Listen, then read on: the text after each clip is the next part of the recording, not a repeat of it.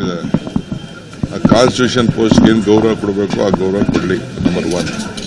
ವಿರೋಧ ಪಕ್ಷದ ನಾಯಕ ಆಗಿ ಒಬ್ಬ ಬಿಜೆಪಿ ಮಾತಾಡ್ತಾ ಇಲ್ಲ. ಏನು ಹರಿಹ ಆಯ್ತಾ ಇದ್ರು. ಯಾಕೆ ಏನಾಯ್ತು ಅವ್ರಿಗೆ? ಈ ಹೆಣ್ಮಕ್ಳು ಹೋಗಿ Ashoka being A leader of the opposition ಹೋಗ್ಬೇಕು. ಅವ್ರ ಪಾರ್ಟಿ ಪ್ರೆಸಿಡೆಂಟ್ ಕರ್ಕೊಂಡು ಹೋಗ್ಬೇಕು, ವಿಜಯನ್ ಕರ್ಕೊಂಡು ಹೋಗ್ಬೇಕು, ಶೋಭಕನ್ ಕರ್ಕೊಂಡು ಹೋಗ್ಬೇಕು, ಆ CT ರವಿ ಕರ್ಕೊಂಡು ಹೋಗ್ಬೇಕು, ಆ ಸುನೀಲ್ ಕರ್ಕೊಂಡು ಹೋಗ್ಬೇಕು. ಅವರೆಲ್ಲ ಅವ್ರ ಪಾರ್ಟಿ ಲೀಡರ್ಗಳು ಯಾರ್ಯಾರು ಇದ್ದಾರೆ, ಸದಾನಂದ ಗೌಡರು ಎಲ್ಲ ಬೇರೆ ಯಾರೇ ಇರಲಿ ಅವ್ರನ್ನೆಲ್ಲ ಕರ್ಕೊಂಡು ಹೋಗಿ ಎಲ್ಲರ ಮನೆಯನ್ನು ಹುಡುಕಿ ಎಲ್ಲ ನೋಡ್ಕೊಂಡವ್ರಲ್ಲ ಫೋಟೋಗಳನ್ನ ಅವ್ರಿಗೆಲ್ಲ ಹೋಗಿ ಧೈರ್ಯ ತುಂಬುವಂತ ಕೆಲಸ ಮಾಡಬೇಕು.